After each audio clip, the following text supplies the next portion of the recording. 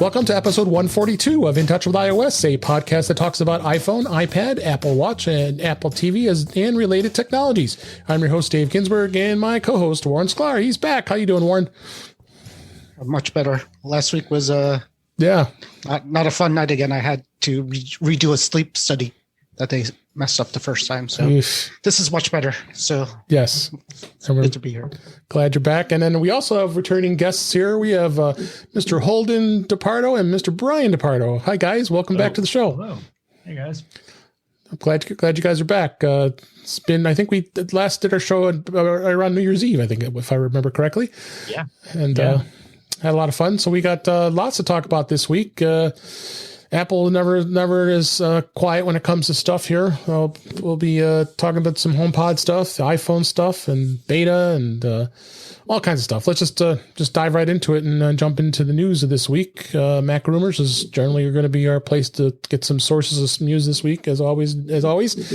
First story here is Apple is developing quote unquote a HomePod model with a screen and cameras.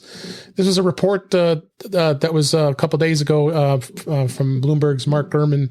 An unactivated temperature humidity sensor that's in the HomePod Mini that they were found. Briefly mentioned that Apple has been developing new speakers with screens and cameras. The report suggests that Apple could be at least exploring the idea of a HomePod model with a display and camera to compete with the likes of a Google Nest Hub Max or the Google Echo Show, and so on and so on. I'd be interesting to see this. This seems far-fetched to me, but the most interesting thing is the fact that the HomePod Mini has the humidity and temperature sensors. Holden, what do you think? This is pretty interesting. I'm like you. I'm pretty skeptical of it. It just, when you're talking about visual-based devices where people could do FaceTime or something like that through, which is kind of the context in which this rumor is kind of leaked. I think people would be more willing to use an iPod or an iPhone or an iPad or their Mac for something like that. Right. That having this like screen-based HomePod doesn't make a lot of sense for me personally. I think one caveat is maybe they got rid of the regular big HomePod so that like HomePod Pro or something like that would have a screen. Right. Maybe, but I don't know. I don't think that's necessary. Any thoughts, Brian? Yeah, I have to agree. I think this is kind of sketchy. I think, if Apple were to go in that market, there's such a limited market for it, probably centered around like older people who might not have, a phone, grandma staying in touch with the kids kind of thing, like that awful Facebook. What was that called? Portal. I didn't even mention it. It was mentioned in the article, Facebook Portal. Yeah. It was the camera that followed you because that's what people want from Facebook. Yeah, exactly. So no, I don't see them doing this. I think, Apple plays around with a lot of stuff like this and probably, 90% of the stuff they do doesn't even get released, Yeah. So. Any thoughts, Warren? Yeah. I have a couple of the Echo Shows with the screen on it in the house. I have a Spot, which is a little one. Mm-hmm. And I never really use it other than, you wake up, it will display the weather for you and a couple of news stories. I look at that. It also shows a photo. You can use it as a photo album. It's just kind of neat, but it's not something if you took it away from me today, I wouldn't miss it that much. So, the trick would be for Apple to create something that would be different than an iPad on a stand, right? Because basically, if you're just talking about a tablet with a stand on it, that's not going to sell. But if they could do something, the Facebook thing, while it's Facebook and you don't trust a camera following you, if it was anybody else, if it was Apple with that technology doing that, that would be good for FaceTime, especially for older people who never stand in front of the camera the right way. And so I work in a retirement community, and they all have iPads, and that's how they talk to their kids, and that's how they do that. So if you made it easier for them, it could be a thing.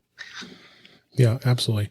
And then, that just led right into the next story I just mentioned is this was a 9 to 5 Mac, actually. The HomePod Mini reportedly has a temperature and humidity sensor that could be enabled through a software update.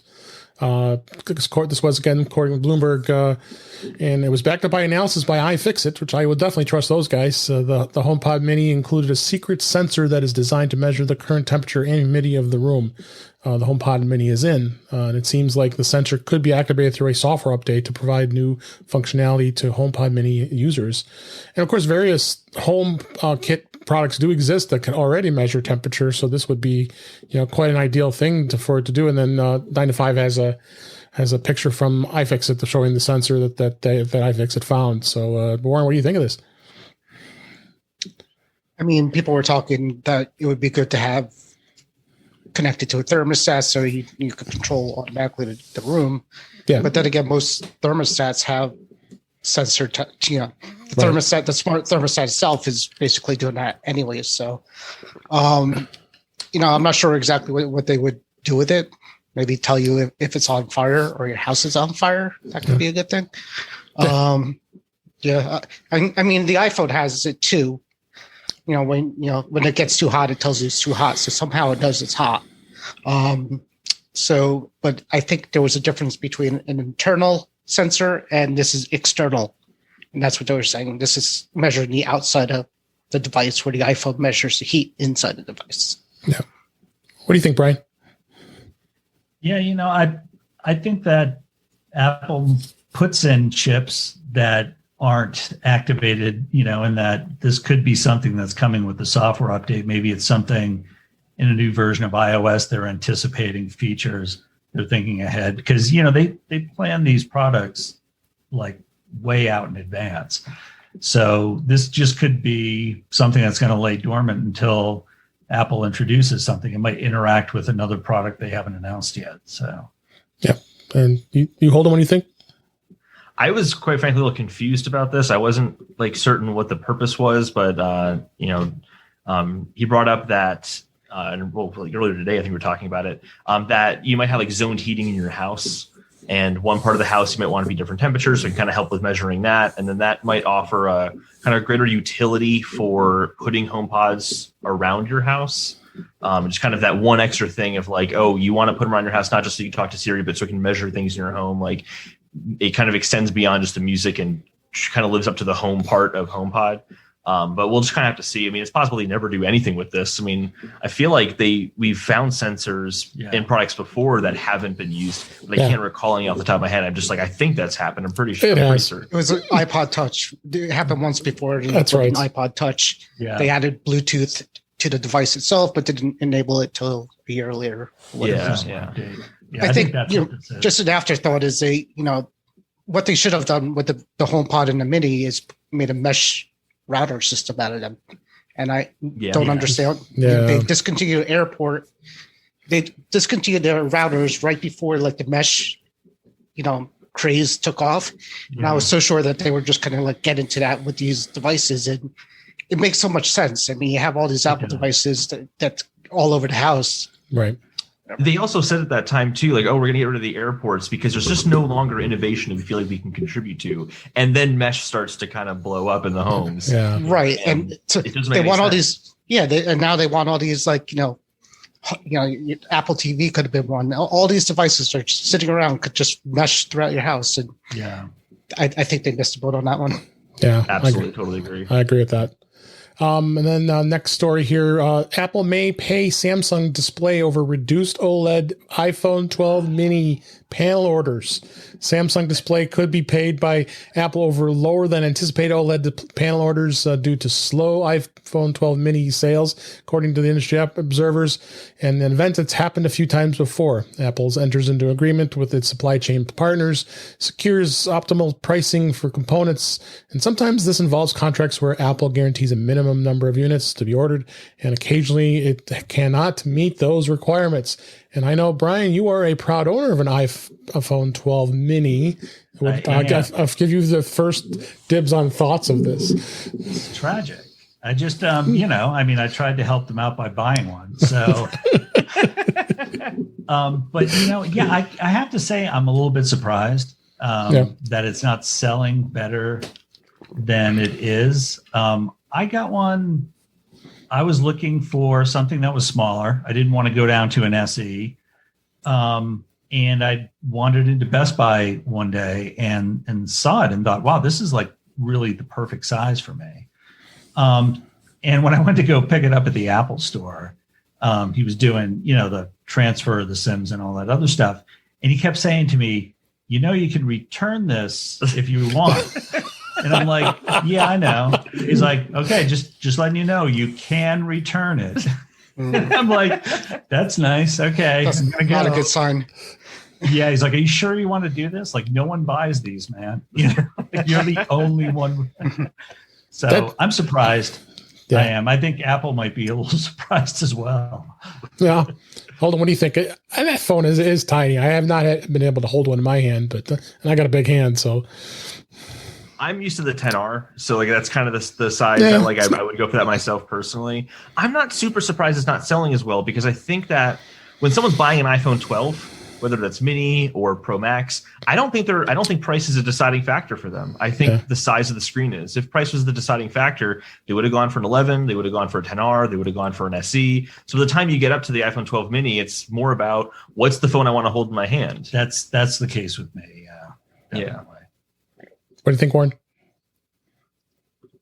I mean, Apple gave people what they wanted. I mean, for years they were asking for a small phone that had pretty much all the features of the bigger phones, because in the past that wasn't the case. The SE was always an entry-level device compared to the other ones. I'm a little surprised it's not selling better, and I don't think it's going to be considered a failed product like some of the other products they have going forward. I think if they do get rid of it, people will start wanting it again in some other form. Maybe not that, maybe a little bit cheaper with some less features than the regular 12 and the Max.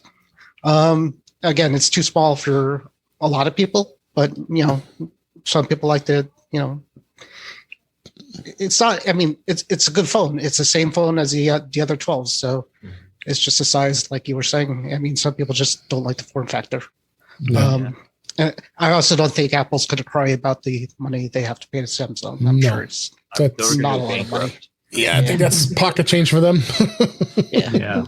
I think they'll keep around the mini size, though. I mean, I think enough people still bought it to justify its existence for people who want the most recent iPhone, and also they won't plan to sell as many. Yeah, they just won't plan to sell as many. Yeah.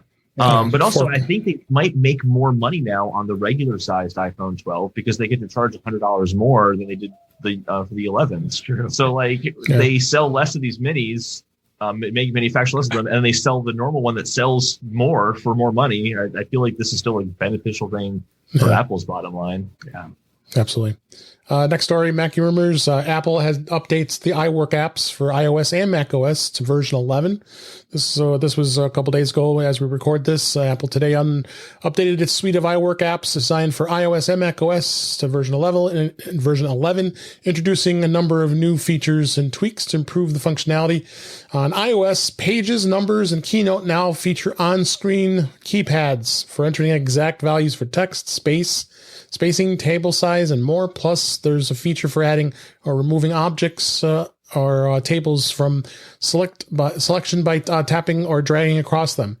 There's also an option to open presentations, documents, and spreadsheets in edit mode for each app, and phone number links can be added to table cells and all kinds of improved things here. Warren, what do you think? I think this is some good improvements. I mean, on Mac as well, it's got some good improvements as well with the media browser and other things. Not much to think about. I haven't had a reason to use any of them for a while. No. All I can tell you is it's a big update compared to everything else that you update on your iPhone and iOS devices. So it always makes the news whenever they update it for some reason. But yeah, I guess if I need to use it, I'll check out the features. Brian, you use Keynote and Pages a lot. I think you did, do you? Or not much? No, I really don't.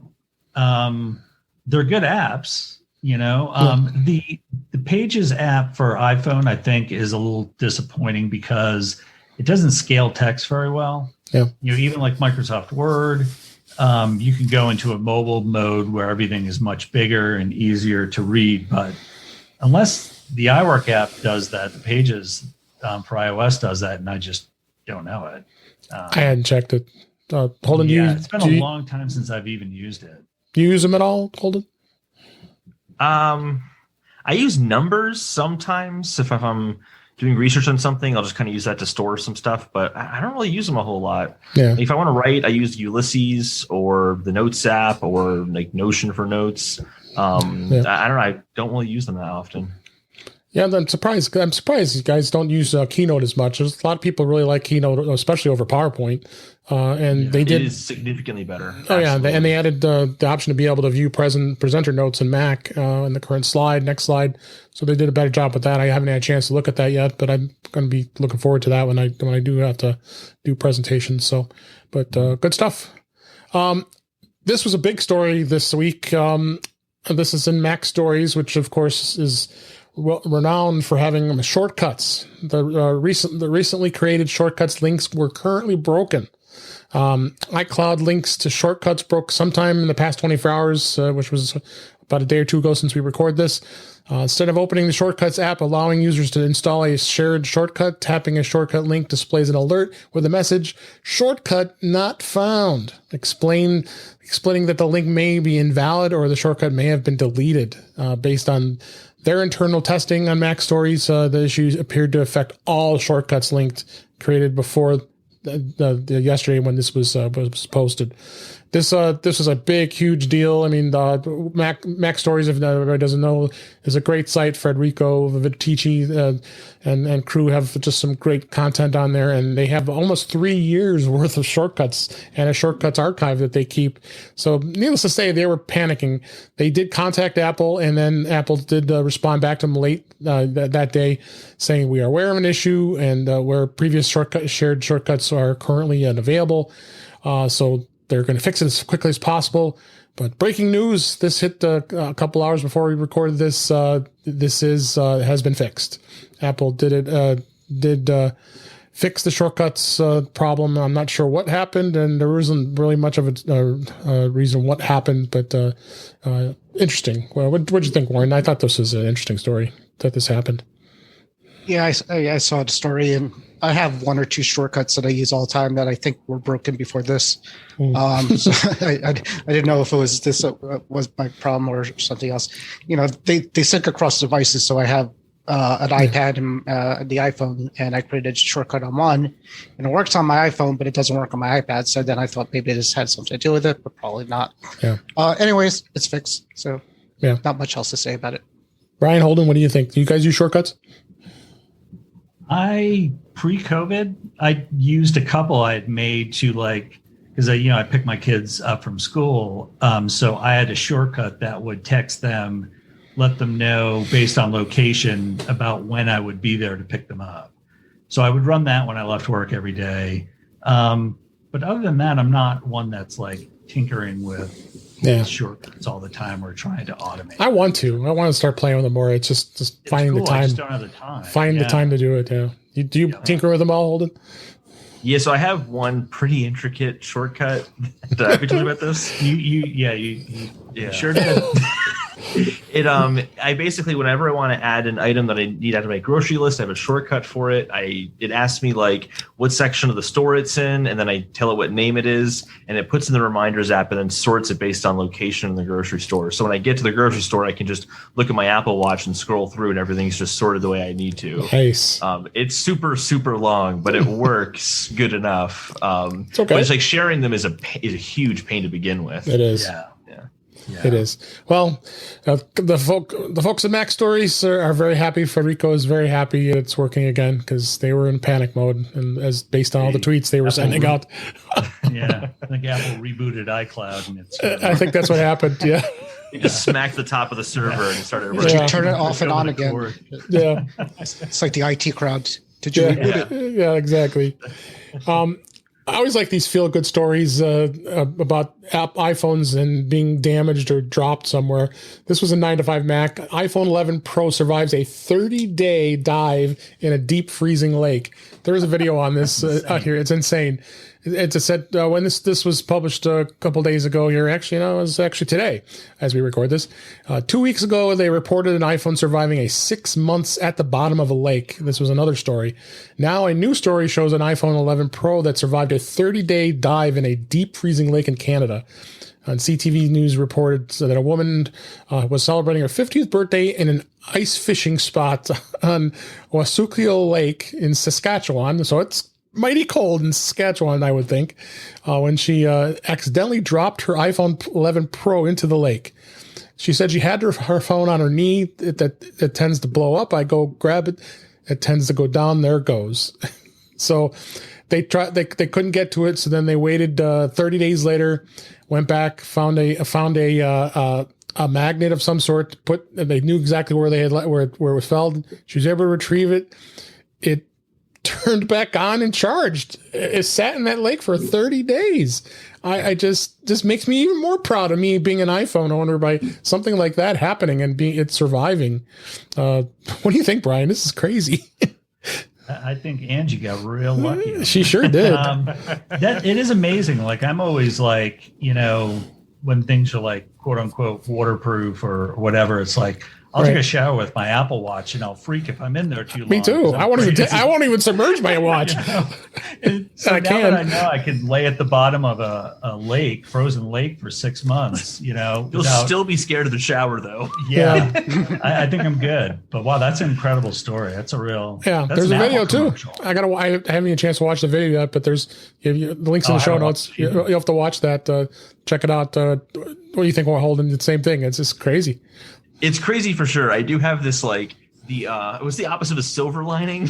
This person, black someone lining. in the Apple store is like a liquid damaged iPhone and be like, what do you mean it's liquid damaged? I read that a phone was at the bottom of a lake for 6 months. And there'll be those situations for sure because of this. But no, obviously it's really impressive. Obviously a freshwater lake, so I don't think goes much of a problem with being a saltwater ocean. So any thoughts, Warren? Yeah, when COVID first hit, I saw like a video of some actual person who's technical enough washing their iPhone under a faucet in soap to disinfect it. I'm like, you're a crazy person. And then I'm like, well, let's try it. So I took my iPhone, I ran it under the faucet. You did it? Fried it up, and it was fine. So I mean, I've done that actually a few times now. But again, it's I do IT tech, and I've seen people drop phones from buildings and it being fine, and then dropping it from here to the carpet and smashing. And just like you said with the water damage, just sometimes you're lucky, sometimes you're not. So this woman got lucky, I guess. There was another story like that too. Not too. Oh yeah, there's been many. I just thought this one was quite intriguing. To be 30 days, crazy stuff here. They said it is waterproof. I haven't heard much about the durability of the new glass. It's not the grill glass out of 12. They called it something else. But I haven't heard. Ceramic shield. They gave it a name during the presentation, but I haven't heard anybody testing the durability or any reports on it or anything like that. I can tell you that my normally within a month of having a new iPhone or a new iPad, I scratch the screen. I got scratches on mine already. And I've had this since maybe November or whatever. And there's not a single mark on this phone. Knock on wood. I might have even. It feels different too. Do you notice that, Dave? Yeah, I got a few. Glass feels a lot different. It does. I have this. You guys don't put screen protectors on them? No. Yeah, no, I do. Cheap ones. So I had an iPhone something at one point, and I had the screen protector off, and I went to the beach one day with it, and the sand scratched the hell out of it. I mean, and I don't even couldn't even tell you when that happened. It was weird. So ever since then, I'm keys in pocket usually. Yeah. So ever since then, I'm just get a $5 for a 3-pack on Amazon, and I actually don't think my iPhone has ever actually been touched by human hands, because I have the thing on there and I have the case on there. So I think it's pretty clean.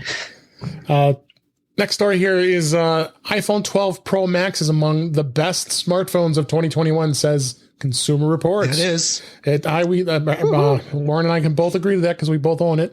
Apple's iPhone 12 Pro Max is among the best smartphones of 2021 and is the top iPhone of the year, according to new smartphone rankings shared by Consumer Reports.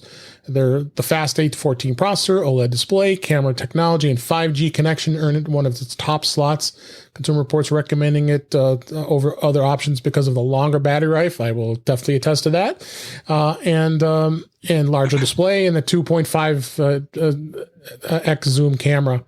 Well, it will cost you $100 more than its smaller sibling, the iPhone 12 Pro.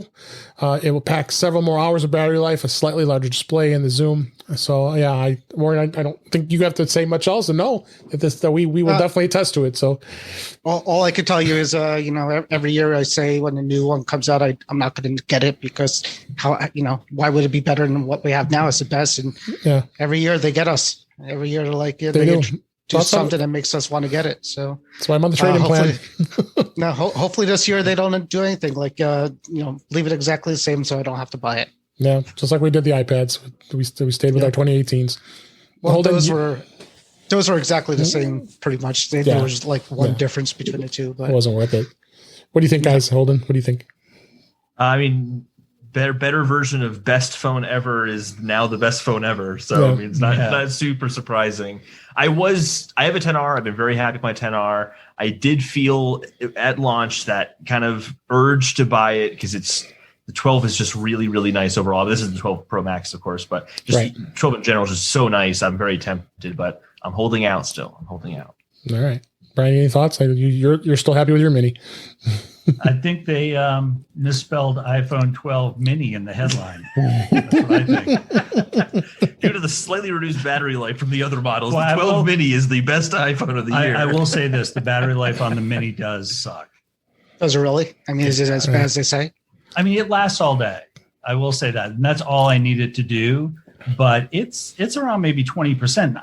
I'm not one who sits on my phone, for long periods of time. I don't use it that much. So I'm surprised that the battery life isn't better. Yeah. Well, they say in the article here too that it is in the top 10 rankings of all the other iPhones are as well as the 11 Pro Max, 12 mini, and 12 Pro is in there. So we're not all surprised. The iPhone is the mini is the best iPhone for small hands. That's what it says in the article. Yeah. Let's say about me. All right, let's I kind of treat this as a topic if anything. I kind of wanted to talk about this only because it was kind of exciting, and many of us on this panel have been around with Apple and Macs for quite a long time. It's been 20 years since Mac OS 10 it was introduced, and I really iOS would not be here as we know it today if it wasn't for Mac OS and Mac OS 10 back in all those days. I linked the article in the show notes from 9 to 5 Mac, and I like the headline here. It was on an act of desperation at the time because of OS 9, of not people too happy with the way OS 9 was. But it's got quite a bit of history. And, Brian, I know you've been working with Macs for a really long time. And I kind of like to see your spin, where Mac OS has gone. And then how do you think it was influenced by iOS? Well, I mean, they were in a very desperate situation. Apple was when they bought Next. At the time, everyone thought they're going to buy BOS, and I loved BOS at the time. So I was kind of really rooting for that. But they were in a desperate, I'll tell you how desperate it was. I was at Mac World Expo in Boston, I think it was 96, and Apple was doing a demo of Copeland.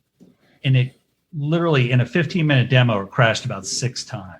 It was just a mess. Kind of like Windows 95. Very clear that they needed something. So, we wouldn't have iOS without Mac OS. We wouldn't have iOS without NextStep, Right.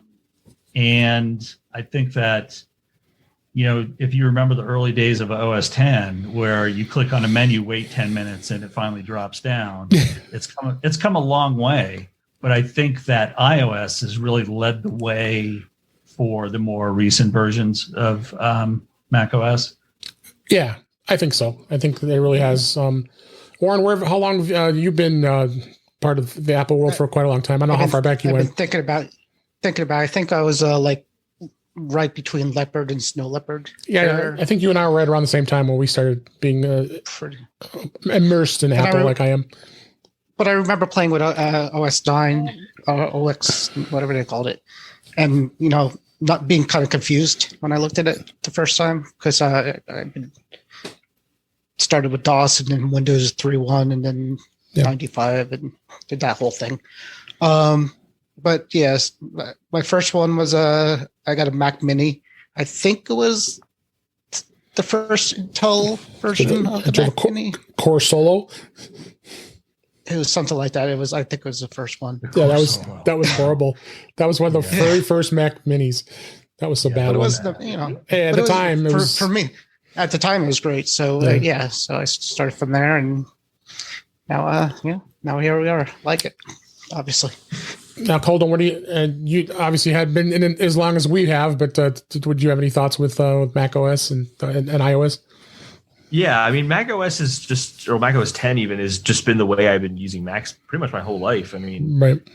Came out in 2001, I was 8. So like, I didn't really have much. I mean, I remember kind of what Mac OS 9 looked like, but hardly. Yeah. Oh, you be at my computer renaming folders, and I have no memory of that. He actually, Brian might be able to bring memory because he's got a few machines that has it running, I'm sure. I do. I have a 2CX back here, right here. He actually, that same computer right there, when he was a little kid, he was so amazed that it sucked the disc in. When you That's right. And so he kept shoving them in and then got really mad when they weren't coming back out. And so I took it apart and I found like 3 discs wedged inside the case. My gosh. So yeah. He hasn't let me touch a computer since. No. Well, that's why he has his own. He can mess his own machine up, right? Yeah. No, but it's a good. Go ahead.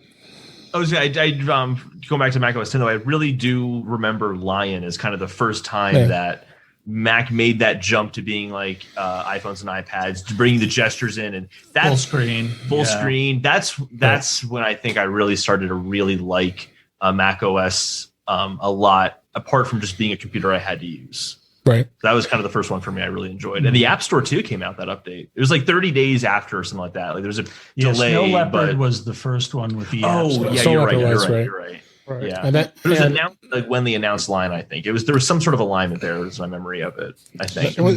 Was it around the time they made them free updates? I think it was around that time. Snow Leopard was the last paid one, I think. And then I think so. And then Lion was free.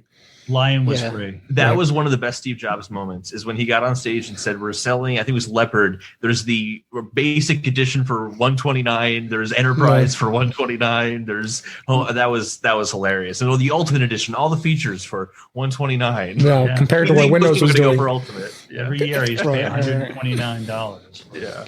But no, Windows is still doing it. They're still charging. Yeah. But it really has a lot of influence on iOS, and I think iOS wouldn't be here today and in its iteration as it is. And I think we can appreciate it, right on the first day that Steve Jobs was on stage and announced the first iPhone in 2007 to, where we are today. Gosh, it's been a long time since we've been using these devices, and, we can't live without them now. I mean, I'm sure most of you guys, this device is in your hand a good chunk of your day, so it's hard not to. Some people complain that Big Sur looks a little too much like iOS at this point. So, it took me a while to get used to it. But I love it. Yeah, I like it. Yeah, but this is a while, but. This is a good piece to read. 9 to 5 Mac. There's also a link in Macworld in that piece for Jason Snell. If anybody would give you a good view of Mac OS, it would be with Jason. So check that out. We can get through that. So I don't want to get too deep into more of a Mac discussion here, but I thought it'd be a good topic just to at least touch on for just it's kind of celebratory where iOS is too, and it's going to continue to evolve. So. All right, let's go talk to beta this week. We Warren and I always talk about beta, and Beta 5 just got released a couple days ago here, and I haven't seen really much difference. Have you seen anything yet since you've installed it? Because I don't have to question, because Warren lives on the cutting edge of, as you guys don't know, and he has beta installed on everything. Well, except he avoids going on his M1s because he regretted that. No, they're both on beta. I gave in. You gave in. Okay, yeah, they're both on beta.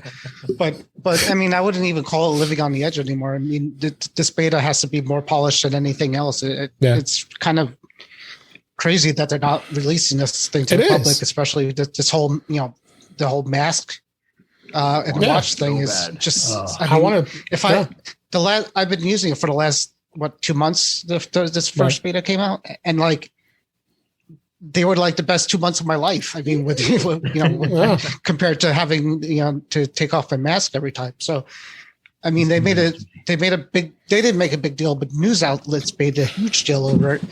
And if I was a normal person, I'd be sad watching people have it and not me. So, what do you think next week? I can't imagine I mean, there's no announcement. I had thought they're waiting for the announcement for the new products coming out, the new iPads and just nothing. So, but no, I agree. It works. I mean, right? I haven't found any problem with it. I mean, once in a while, it doesn't unlock with the mask. I mean, you have to put in the password, but I don't think that's a bug. I just think it's, happens. I don't know what they're waiting for, to be honest with you. Yeah. And the article goes through, we've been talking about it over and over again, again, we're talking about the Apple Watch being able to unlock the phone with your mask on, being able to have two SIMs, or I'm sorry, the eSIM and a SIM, and have two carriers that will run 5G for you, which I think is exciting. And Fitness Plus stuff, and then they've added so much stuff we've talked about a bunch of times, and I don't think there's, as you say, I don't think you see much else in difference between 4 and 5, right? No, nothing at all. So, and you guys, I think the article says that they removed the Siri. You put it in the next article. Doesn't it remove the Siri in the iOS as well, or the references to it, or is that just on the Apple TV? I think that was the Apple TV. Okay. Yeah, that was from last. I didn't put that in here, but I'm sorry. No, I do have the article in here. This is the other article about tvOS. It removes Siri remote mentions in tvOS beta 14.5, and then changes the home button name in itself. Yeah, so tvOS 14.5 beta. There's some small but notable changes, which is unusual, because when I tend to not look at tvOS when it updates, because it generally has no updates other than update it. What else is going to be there? Yeah. True. It said Siri remote has always been Apple TV remote in countries where Siri functionality is not available on the Apple TV, but now Apple is using the Apple TV remote wording in countries where the remote was previously referred to as the Siri remote. Okay, so this is just another country that had to change it, to have to adapt to it probably. So in other words, nothing, no big deal of updates. So, but Apple TV, that's a whole nother story. It's just emojis. You're missing out on, if you're not on beta, you got what, 5 or 10, emojis on Apple TV. 15 no, on the iPhone. You're missing emojis. I didn't look at that. With the beta, yeah. Some new ones. The guy smoking a cloud and I see him. Needle. Yeah, the hypodermic needle. Good stuff. Yeah, I'll use that a lot. Yeah. Oh, of course, the AirPods Pro Max. You got to have that. Yeah, that's true. That too. Yeah. So with the remote, go ahead. I really hope it's indicative. It probably isn't indicative of this, but I really hope they're going to redo the remote for Apple TV. Oh God, yes. Awesome. And it's also really expensive, and so is the Apple TV to buy everything together. It's like cut the price down with a not cheap remote, but like just less expensive remote. I just use my phone. Yeah, I use my phone. I use my phone. I use the phone exclusively. I'm also, if you guys aren't familiar, I did a review on it. The Function 101 makes a remote. That's really nice. The only bad thing about that one is it doesn't have Siri and doesn't have the touchpad to move things around. But it looks and feels like a regular remote. So normal people who don't need to have those functions are I gave it to my wife. She's like, oh yeah, this remote's a lot easier than the other. I can't figure that out. not having the touchpad is actually a benefit of your remote.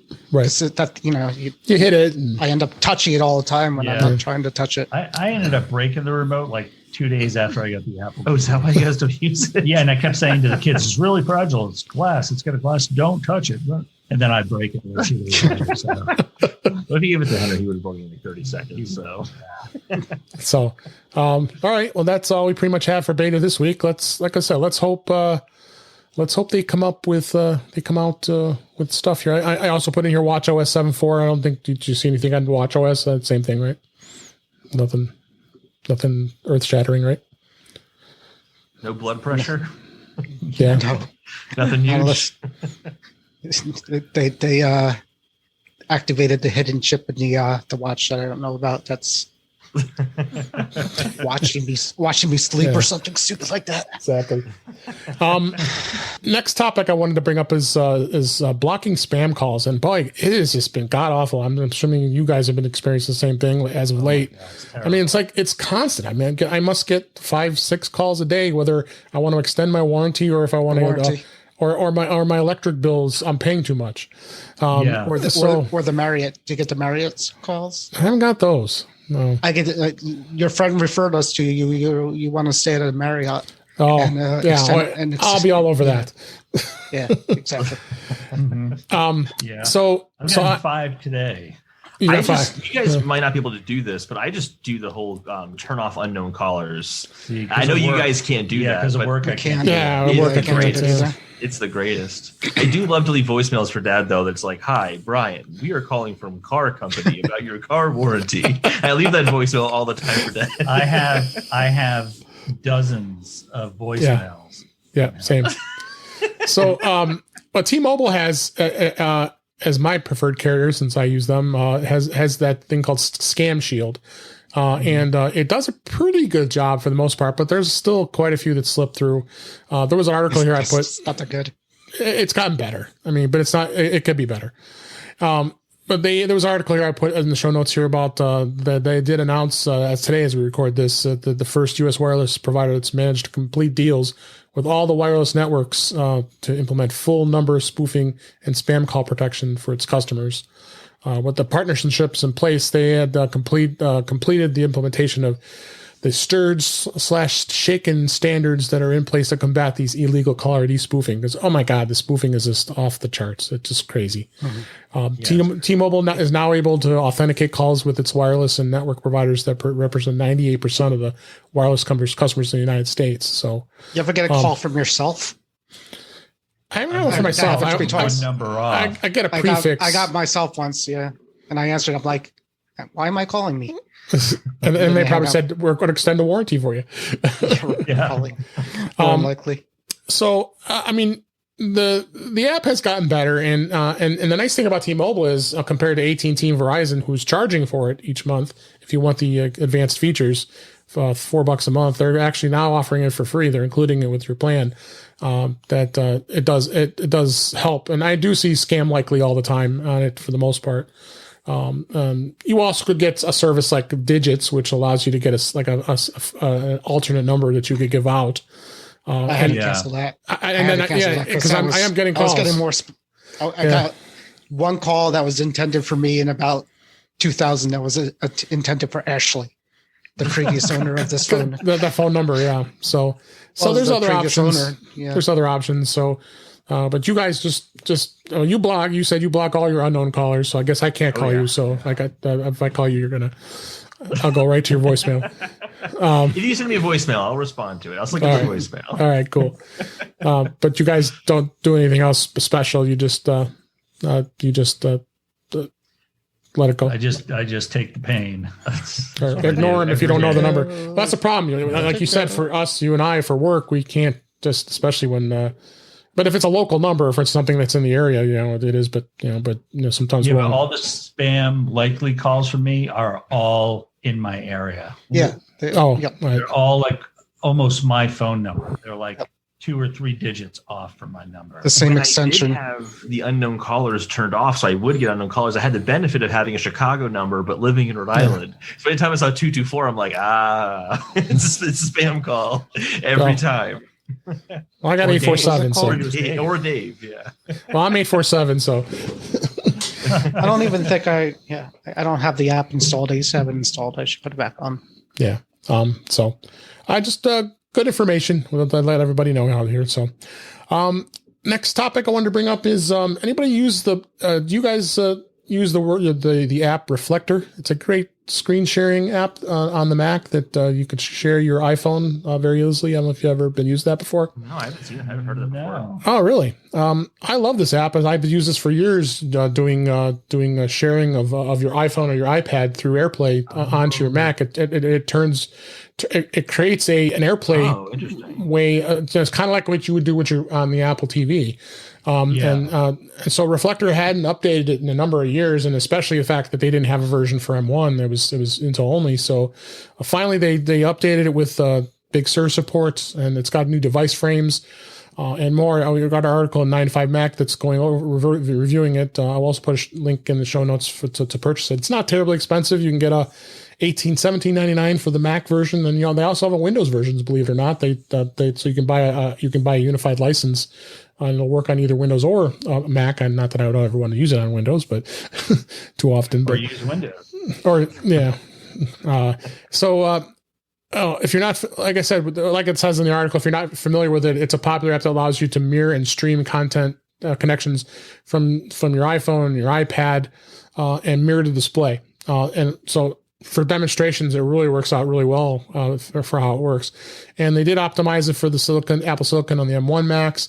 And I did know that a lot of latencies has been solved because I was doing that a little bit with latency over the Wi-Fi network. It does have a new interface that kind of matches the way Big Sur looks, so it's kind of cool. And then the update also brought some frames, so it's important that I have the blue back on it, so when it comes up, it actually looks good. So I actually should demo it while you.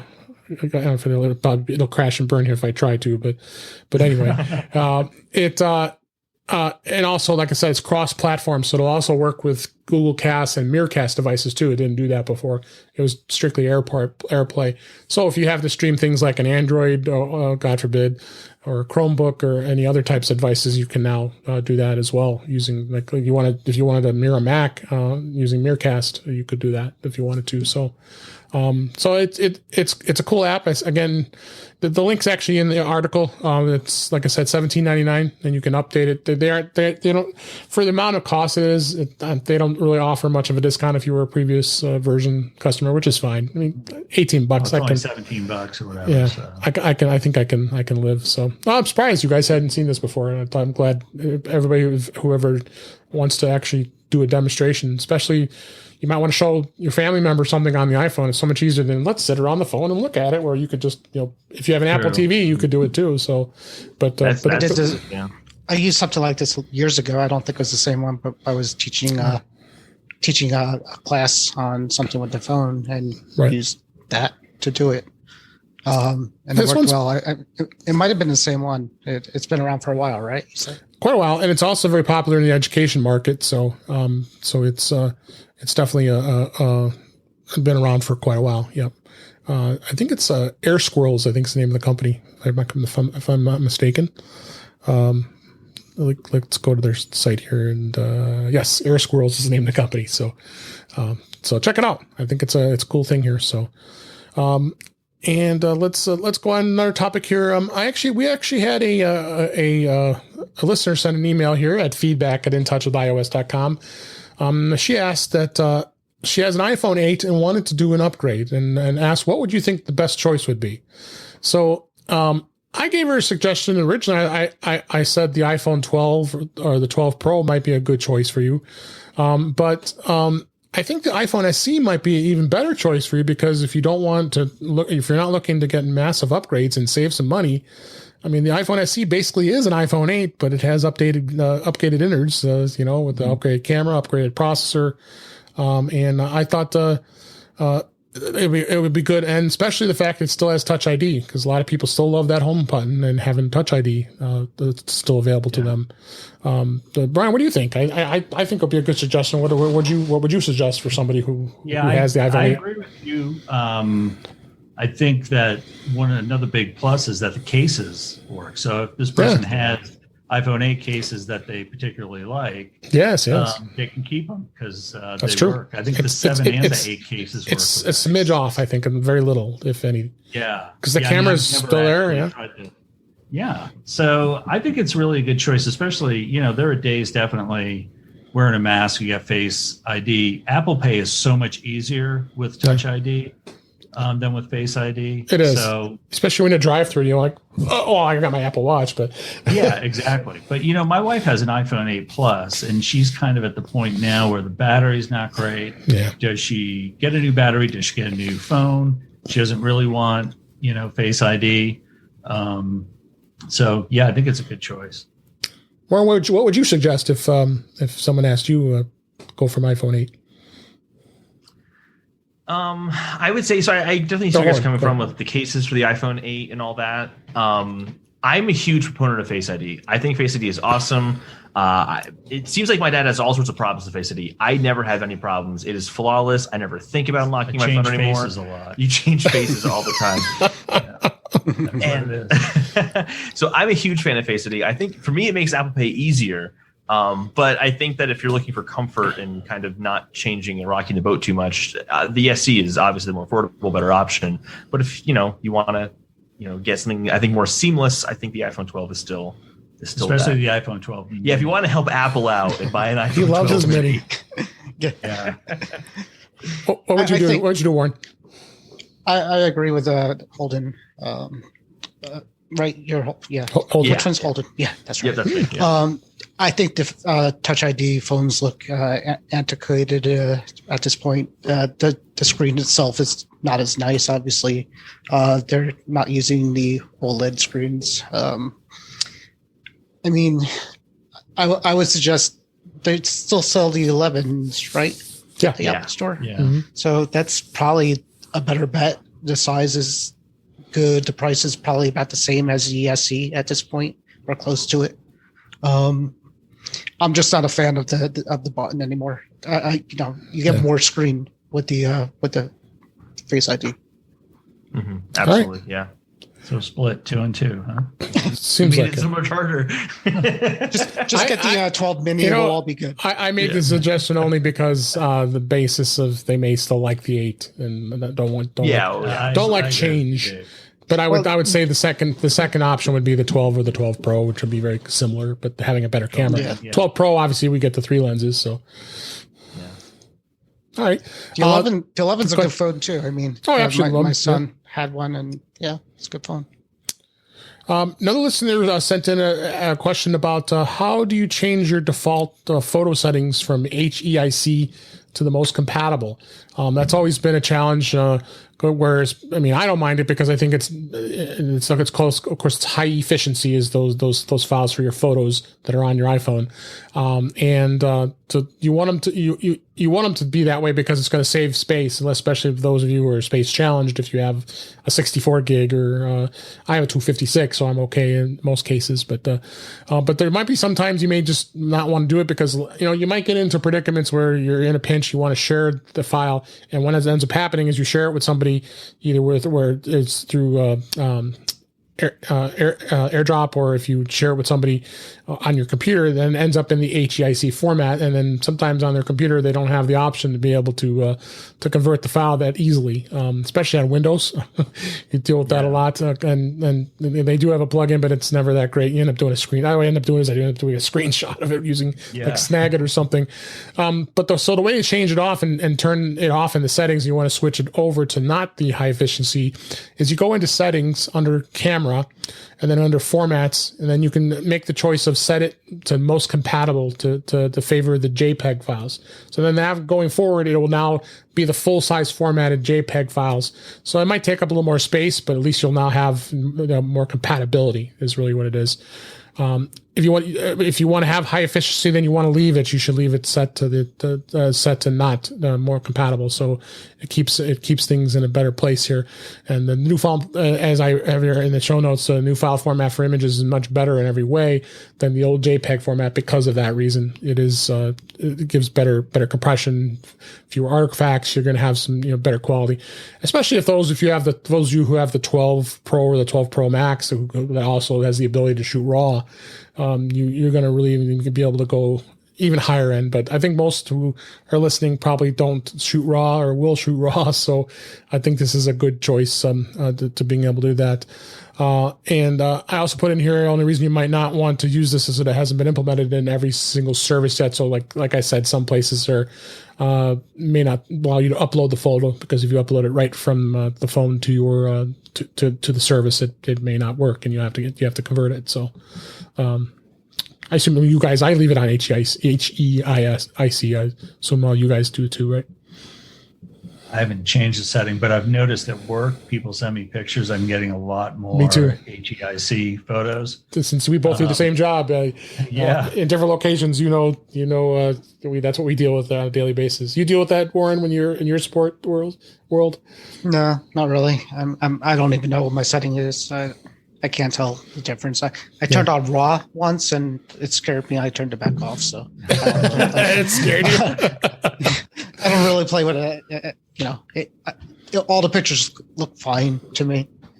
I'm not a photographer. I'm not a photo editor. I just take pictures. I like the photos up, the auto enhance. That's about as technical as I get with that. Yeah. And then other tip I wanted to give is the ability. How do you switch between apps on an iPhone and iPad? And I have a link in the show notes to OS X Daily, which is always a good place to find all kinds of great stuff about things with Apple. And the way you can switch between apps, the way I do it all the time is to swipe up and being able to swipe between the apps and be able to do that.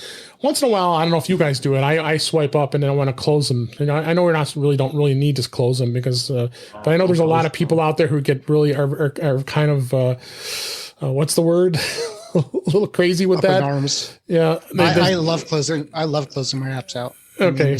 Yeah. I hate people. I hate when people don't do it. It just annoys me. I don't know why. Yeah. I work on my wife's phone, and there's from the beginning of time, she has the apps open, and notice the phones were still working fine because it can't manage it. So it's designed to leave them all open. It's a psychological. Yeah, but some apps do need a close and open sometimes. Yeah, because they're coded seen badly. I find that on the Apple TV lately, I'm having to do that. Yeah, apps get stuck, and you've got to do tap on the TV button, and then it.